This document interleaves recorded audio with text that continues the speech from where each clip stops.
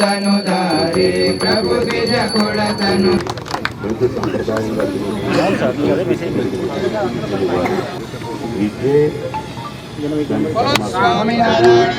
చదువులు లాభం లేదు, సంస్కారవంతమైనటువంటి చదువులు కావాలి.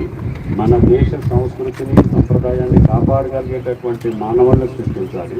ఇప్పుడు స్వామీజీ గారు చెప్పినట్లుగా ఈనాడు జరిగేటటువంటి ప్రపంచంలో జరిగే సంఘటనలు కావచ్చు, దేశంలో జరిగే సంఘటనలు కావచ్చు, వాటికి విలువలు లేకపోవటం వలన, మానవ విలువలు నశించుకోవటం వలన మానవ సంప్రదాయాన్ని కూడా పక్కన పెట్టి అన్ని దుర్గణాలకి లోనై అన్నీ కూడా అరిష్టాలు, అక్రమాలు, అన్యాయాలు, అరాచకాలు జరుగుతున్నటువంటి ఈ సందర్భంలో ఇటువంటి పాఠశాల ద్వారా వచ్చినటువంటి వాళ్ళిద్దరు కూడా మన జిల్లా వాళ్ళే ఆ స్కూల్లో చదువుతున్నారు. వాళ్ళు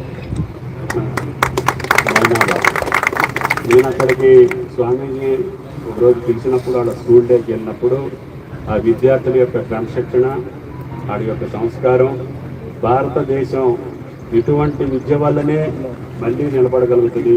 ఇది ప్రపంచానికి సంస్కారం నేర్పినటువంటి దేశం భారతదేశం. అటువంటి భారత సంస్కృతిని, సంప్రదాయాన్ని ప్రపంచ దేశాలన్నీ ఆచరిస్తుంటే మన దేశ ప్రజలు విస్మరిస్తున్నారు. కాబట్టి మన దేశ ప్రజలందరికీ కూడా మన సంస్కృతిని, మన పూర్వం యొక్క వైభవాన్ని, భారతదేశం యొక్క గొప్పతనాన్ని మనం నిలబెట్టాలి అని అంటే ఇటువంటి స్వామినారాయణ గురుకుల పాఠశాల విద్య ద్వారానే సాధ్యపడుతుందనే ఉద్దేశంతో స్వామి గారిని రిక్వెస్ట్ చేశా.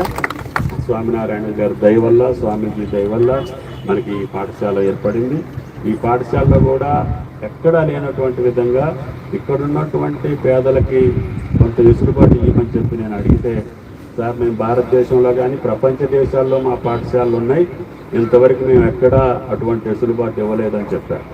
అయితే మాదంతా గిరిజన ప్రాంతం, లంబాడీలు ఉంటారు, వాళ్ళ పిల్లలు కూడా నాకు నా బిడ్డలు లాంటి వాళ్ళు, వాళ్ళకి మీరు కొంత వెసులుబాటు ఇవ్వాలని చెప్పినప్పుడు దయతోటి ఈ ఒక్క స్కూల్కి ఆ ఎగ్జామ్స్ ఇచ్చారు. వారికి ప్రత్యేకంగా ధన్యవాదాలు తెలియజేస్తూ ఈ స్థలాన్ని కేటాయించినటువంటి ముఖ్యమంత్రి రేవంత్ రెడ్డి గారికి, ఈ స్థాపనకి పురుకొల్పున్నటువంటి స్వామీజీలకి, స్వామినారాయణకి, వారి దివి సన్నిధికి ధన్యవాదాలు తెలియజేస్తూ పాఠశాల త్వరగా నిర్మాణం కావాలని చెప్పి ప్రార్థిస్తూ ఆ స్వామి